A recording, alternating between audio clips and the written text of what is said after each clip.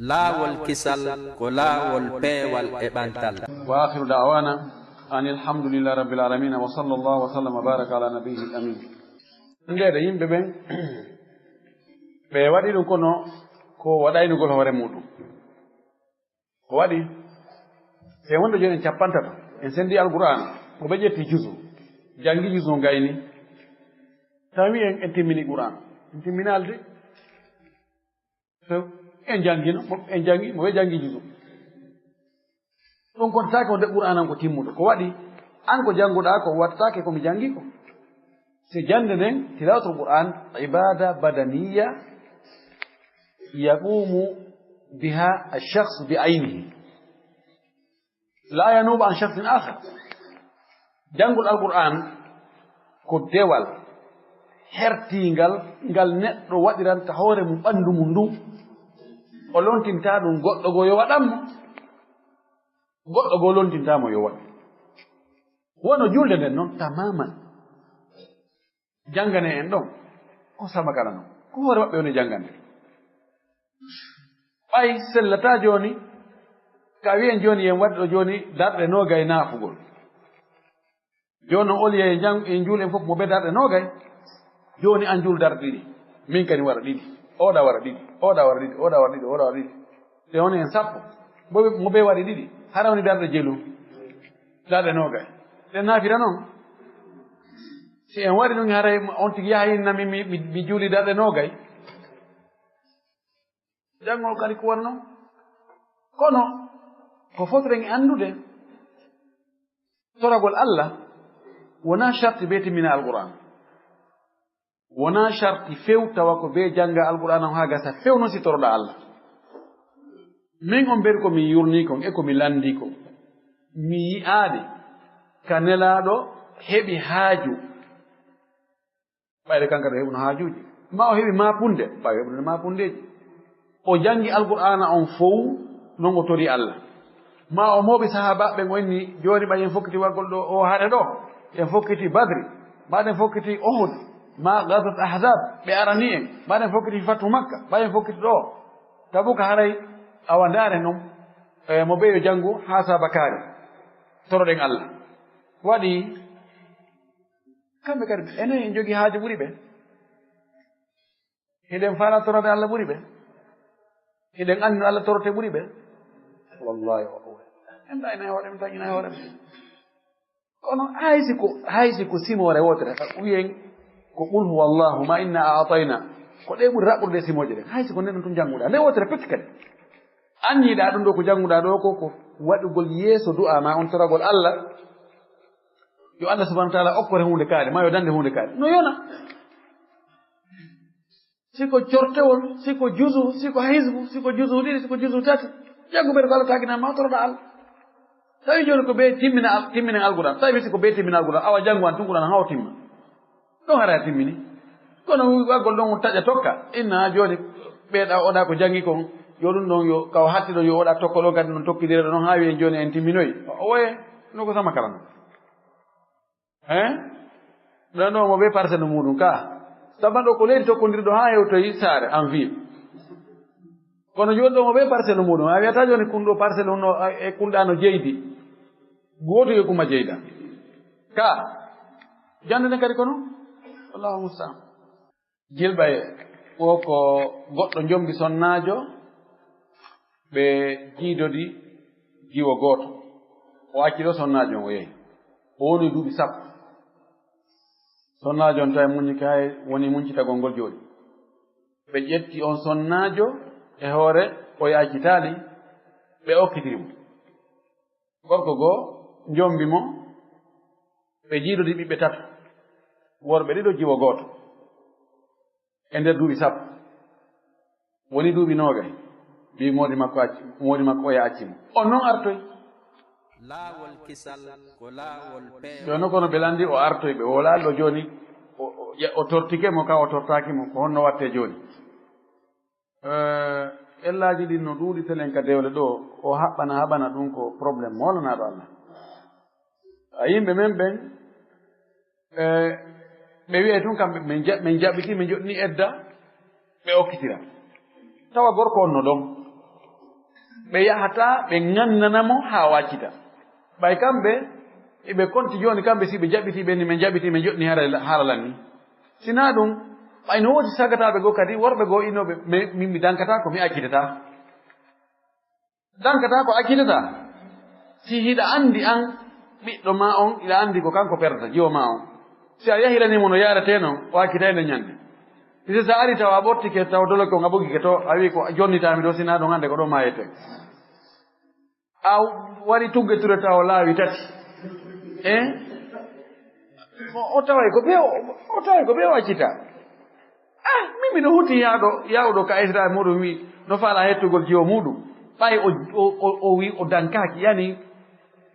alhaaliji ɗin fof holli o faalaka dankade mo few kono mo faala nettugol mo ɗon kilfa mo ɗon no gasa kanko ya o ñomboya o ri goɗɗo go mo jombi goɗɗo go mo wonde e muɗum o waɗamo tertori mo ɗon ni miɗo huti yawɗo mi yahi kono ɓe o jaɓalila jonnutude min si mi yahi a jonitayla la ilaha illallah komi jerata ko hata e ɓe jonitani ayna ɓeɗo ko maɓe feetuɓe ɓe ko huɗaɓe haccumi jonita ɓe yandi ɓiɗɗo maɓɓe mi serta itan ɗo ɗum ɗo ko honɗum waɗi mbiɗo felliti si tawi joni ɓe annduno gasata ɓe okkitirgol si natuma oɗa wi acciti ha no ɓe yarnanamo noon ko no akkitira nawigol min ɓay ɓe arali min habbike ɓe ɗo ɓe ɗumannaki ɓe jokkitali ɓe imminali hara mene min joɗni edda gasita ɓe fi o jokkitali o imminali an ko an jogui ko bonata kon a yahu ɗum ganda woɓɓe ara ko hakkude koɗori gaɗa e gani ta si a noddiɗa o yanotto ko meɗen habbi kono ha joni o woni ɗo duuɓi ɗiɗi ha joni ɓe jokkitali ha joni ɓe ɗuman e Allah an joɗɗina ɓiɗɗo maɗa lettamo ɗon duuɓi ɗiɗi moɗi makko no gaɗa ɗon eɓe haaɓi o jokki o arali o wi o jonnitima o arali o inni ya jonnutumo an fan ka ɗon ya miɗo habbi moƴi accen on sagafa ɗon ko sagafa fuutuɗo noon almuhim ko haani kon ko gorko on yo jaɓuto yo jonnuto koye téléphone o jonitata ko yo yahammo ko yo windu kaydi ko honno gerdete ko yo jonnuto si woni noon o wi joni o jonitata émission yo woɗɗoniri appuye mo yiɗa ɗo ko haani kon ko yo anabu probléme o ka laamu ngu teddungal moɗon ka justice teddungal moɗon ono ɓeɗen okkuno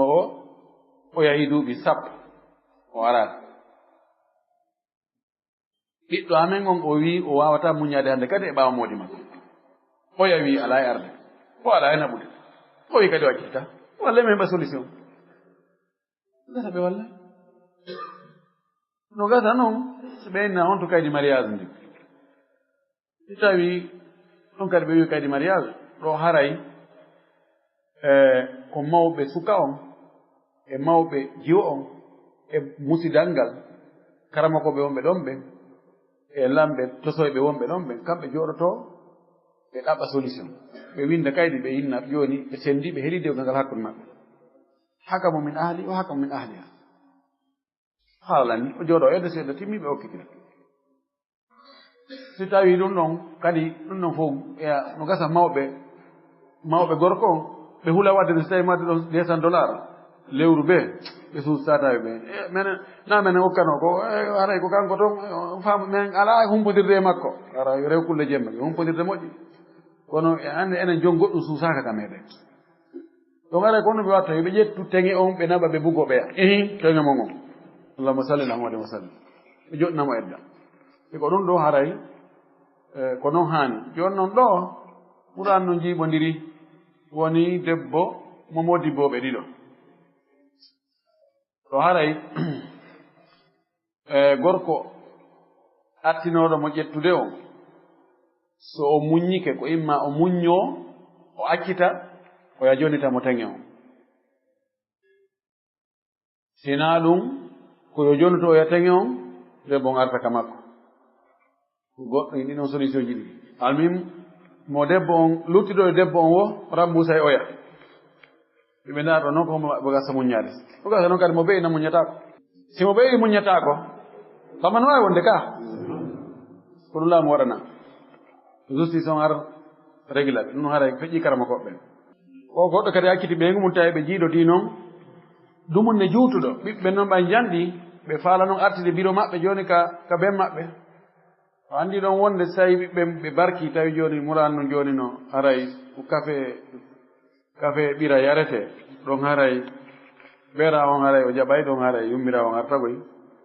kono ella on ko so tawi no haray o yummira on jomboyama nokkugo o jirra on jomboyama nokkugo ɗo ɓe wolani fimu si tawi hari o jombaka nokkugo ɗo haray mettafi koyo ɓe yahu ɓe toranoyo ɓen maɓɓe biro maɓɓe ka gasa ɓe okkitide biro maɓɓe si tawi soro maɓɓe no wuuri ka nene ma kawraɓe maɓɓe ɓen ɓen ɗon okkitirta si woni ɓen ɗon fof maayi kamɓe ɓe awi okkitirde biro maɓɓe ɓe ƴetta biro maɓɓe hokka ɓen maɓɓe sella maali kanko ɓe inni wurin ko ɓiɗɗo on ɓuri handude okkitirde biro muɗum edi ben sonnajo on kono ko selli ko ben sonnajo on ɓuri jogade priorité so tawi ɓe fof ɓe ɗon ben sonnajo on no ɗon ɓiɓɓe sonnajo on no ɗon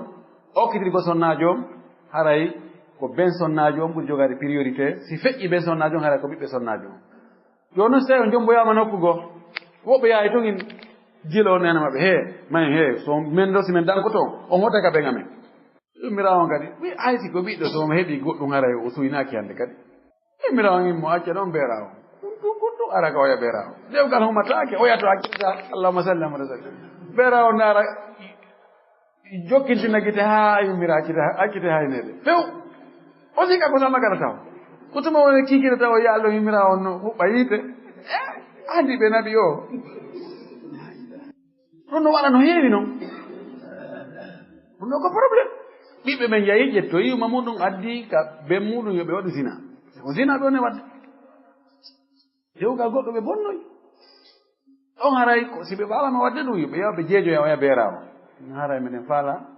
ndaren no négocier e acci biro amen min darna on suudu min waɗna on ɗum ɗo e ɗum ɗo min ɗaɓɓana yummirawo goɗɗo no ɓe gueɗe ton wo tarihaji ha beera on ina wacciti on tumati yummira on eddi noon ha edda on timma on tumati noon ɓe maɓɓe ƴama imma e juuɗe maɓɓe ma e juuɗe esiraɓe muɗum haray ko noon ɓe hani waɗirde na jiloygol mo to tun addaga haray moƴƴaɗe lahorde ngo sababa oɗo landa sakkitingal ngal ɗo hande ko jabagol si tawi no sella ka aada jonna bappa mum zakka ma bappa makko jonna mo zakka mana hara na e leydi wotiri ɓe woni ɗo woni leydi wotiri ɓe woni wona e leydi wotiri fof ko gotum ko ñawarde wona ndaare no sella aada mo jonna bappa mum zakka bappa makko mo jonna mo zakka huuni aada jonnata zakka ko ben mum e soro mum yumma mum fati mum ɗon haa dow ɓiɓɓe makko taniraɓe makko worɓe e rewɓe no kadi o jonnata ɓen no zakka few ɓeeɗo on ɓe o yiwi e mum ɓen e yiwɓe makko ɓen